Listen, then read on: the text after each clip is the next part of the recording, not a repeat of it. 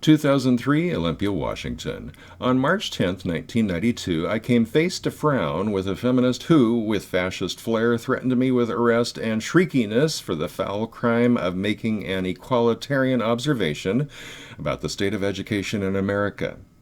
Is it not true more boys drop out of high school than girls? I asked. Yes, she said. Is it not true that more women earn Bachelor of Arts degrees and Master's degrees than men? I continued. Yes, she replied. So, I asked, doesn't it seem the public school system oppresses boys more than it does girls? Despite that the equalitarian wording of my third question explicitly implied that our public school system harms both boys and girls, the frowning feminist Dr. Cecile Andrews, then executive director of the Seattle chapter of the American Association of University Women, or AAUW, lost her temper and threatened to have me arrested if I did not leave immediately. That was at a public forum. Her intolerance toward any hint of concern for the condition of boys in American education typified the attitude that led to the new plight we see today. Quote, schools have inadvertently played a big role too, losing sight of boys, taking for granted that they were doing well, even though data began to show the opposite. Indeed, many administrators saw boys, rather than the way schools were treating them, as the problem, close quote. Michelle Conlon, The New Gender Gap, Business Week, May 26, 2003. The result, as Conlon noted, is that today's boys are a sort of payback generation, the one that has to compensate for the advantages given to males in the past.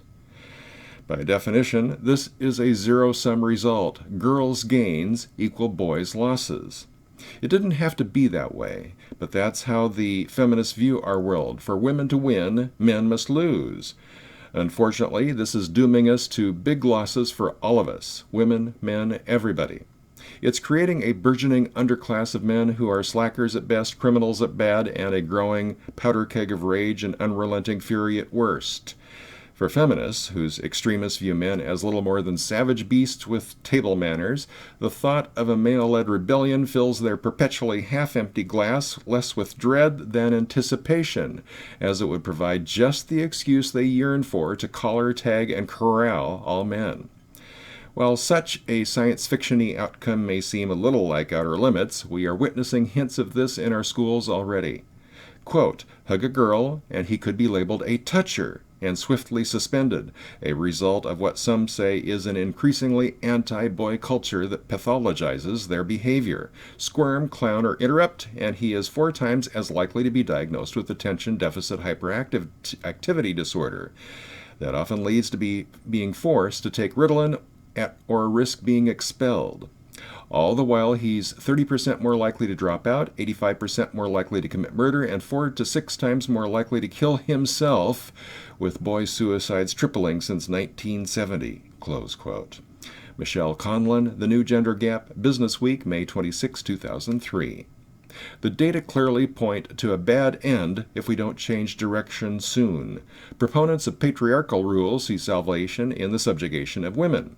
Femagogues believe the path to a new golden age belongs to some kind of matriarchy. Both ignore that to place either sex ahead of the other diminishes us all. 2016, Olympia, Washington. A growing number of MGTOW advocate against women's suffrage, that is, to take the vote away from women.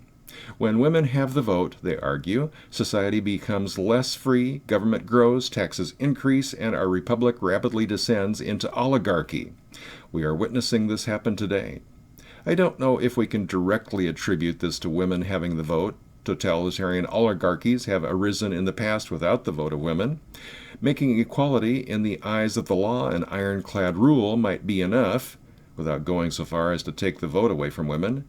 But as the ever-increasing extremes of feminist hate-mongers fan the flames of what Sandman calls the red pill rage, when it does erupt into an all-out confrontation, the result could be the end of the female vote. Hear that? Feminists, consider yourselves warned. Note to MGTOW, MRAs, TradCons, and others cut from more rational cloth, feminists don't respond well to warnings. They tend to fly into a rage of frothing accusations demanding immediate action to silence the offending words. No, we can't hear words. They're insane, and we can't expect them to respond rationally. So be prepared. They are vile, violent, loathsome creatures. But then, you already know that. For the Backlash at Backlash.com, my name is Rod Van Mecklin.